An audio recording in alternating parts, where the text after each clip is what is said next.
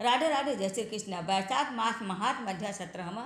श्रुति कीर्ति जी बोले, हे मुनिवर, मैंने वैशाख के फलदायक सब धर्म चुने, परंतु सुनते सुनते अभी भी तृप्ति नहीं होती है।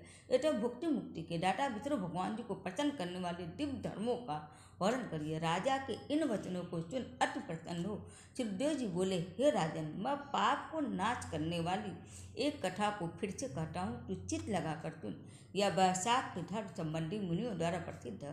पंपा तीर पर एक शंख नाम का महायशस्वी ब्राह्मण चिन्ह के बृहस्पति में गोदावरी नदी के किनारे आया और भीमरती के पार कंटक युक्त और पहाड़ बन गया, जहाँ ना कोई मनुष्य था न जल ही था। ऐसे वैशाख के ताप से कठिन मध्याह्न के समय वह ब्राह्मण वृक्ष की छाया में बैठ गया और उसी समय एक दुराचारी व्याध धनुष लेकर आया। उसने सूर्य के समान चमकते हुए कुंडल पहने हुए ब्राह्मण को देखकर बांध लिया और उसके कुंडल, जूता, छत्र, रुद्राक्ष की माला, कमंडल सब छीन लिए और फिर छोड़ दिया। तब वह ब्राह्मण उस दुष्ट से छुटकर नंगे पांव धूप से चलती हुई रेती पर चलने लगा, जहाँ पीने को जल तक नहीं था। वहाँ जलने से बहुत व्याकुल हो बैठकर हाय हाय करने लगा, जिसको चुनकर वह व्याध शीघ्र ही इसके पास गया और मुनि को दुखित देखकर, व्याकुल हो देखकर उसके हृदय में दया उत्पन्न हो गई और सोचने लगा कि उसके नए जूते तो मैंने ले ली ही है। अतः उसने उस ब्राह्मण को, जिसके पांव धूप से जल रहे थे, अपनी पुरानी जूती उसे दे दी। उन जूतों को लेकर ब्राह्मण अत्यंत सुखी हो व्याध को आशीर्वाद देने लगा कि तू सुखी हो। तूने वैशाख में जो यह दान दिया है, इससे तेरे पूरे उद्धव हो जाएंगे। इसके प्रभाव से विष्णु भगवान जी भी प्रसन्न हो जाते। ऐसे वाक्य को सुनकर व्याध अत्यंत विस्मित में ब्राह्मण से बोला, हे महाराज जी, मैंने आपकी वस्तु लेकर पुरानी दी है, भला इसमें क्या मेरा पूरा है? हे ब्राह्मण, वैशाख धर्म क्या होता और हरि जी कौन है, यह सब आप मुझे से कहिए। व्याध के ऐसे वचन को सुनकर शंख प्रसन्न हुए और वैशाख की प्रशंसा करने लगे कि सब धर्मों का फल तो जन्मांतर से मिलता, परंतु वैशाख में इस पापाचारी दुर्बुद्धि दुरात्मा व्याध ने पात्र दान किया, जिसके फल से तत्काल सद्बुद्धि हो गई। संपूर्ण दान, तप, बड़े बड़े यश तथा तीर्थ यात्रा करने से विष्णु भगवान जी प्रसन्न नहीं होते, परंतु वैशाखोत्सव करने से प्रसन्न होते हैं। इस माधव मास में जो कृत्य थोड़े से धन से सिद्ध होते हैं, वह बहुत खर्च करने अथवा दान या धर्म यज्ञों के करने से सिद्ध नहीं होते हैं। इस मास में ताप नाश करने वाली पादुका तूने मुझको जो दी है, जिससे भगवान तेरे ऊपर प्रसन्न हो गए और अब तुझे कल्याण की प्राप्ति होगी।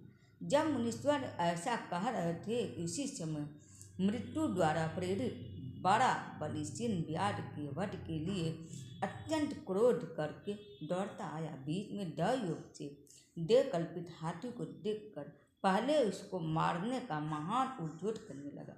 उस वन में उन दोनों चिन्ह और हाथियों का ऐसा संग्राम हुआ कि दोनों थक कर गिर पड़े और दोनों एक दूसरों को देखते पड़े रह गए। और इधर जो कथा ईश्वर ने व्याध को सुनाई, दयोग से उन दोनों ने भी वही कथा सुन ली, जिसके सुनने से उनके शरीर निर्मल हो गए और सब पापों से छूटकर तत्काल ही पशु योनि को त्याग कर स्वर्ग को जाने को तैयार हो गए।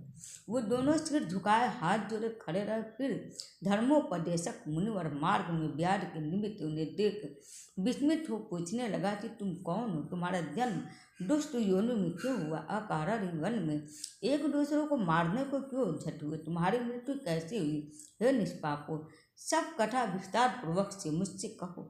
मुनि के ऐसे वचन सुनकर कहने लगा कि मतंग मुनि के दंतिल और कोलाहल दो पुत्र हुए।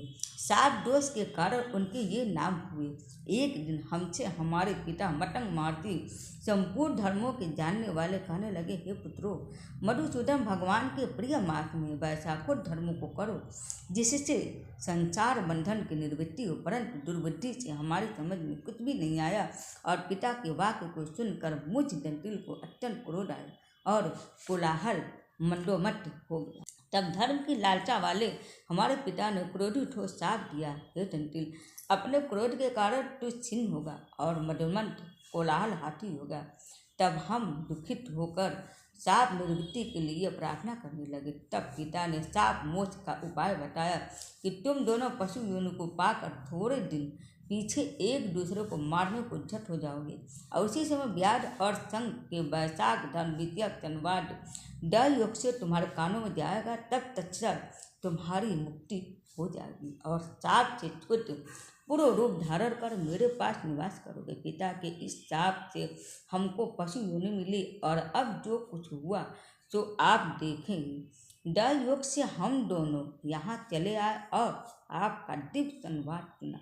इसी के प्रभाव से तत्काल मुक्ति हो गई। यह कथा कह दोनों ने मुनीश्वर को नमस्कार कर मुझे से आज्ञा मांगा और अपने पिता के पास चले गए। जो सब कथा दयानिधि मुनि ने व्याध को सुनाई। देखो वैशाख का कैसा महात्म्य है। जब मुनि ने इस प्रकार से कहा तब व्याध ने अपने शस्त्र फेंक कृपालु निष्प्रेम प्रबल बुद्धि ऋषि से कहने लगा। वैशाख मास महात्म्य अध्याय 17वां यहीं पर खत्म होता है। 18वां में आगे आप व्याध और ऋषि की बातों को पूरी तरीके से कहानी को समझ पाएंगे। इसलिए आप लोग 18वां दोनों आप लोग अध्याय को सुनिएगा जरूर। तो उम्मीद है आप सबको मेरा वीडियो पसंद आया होगा। हरे कृष्ण हर हर महादेव।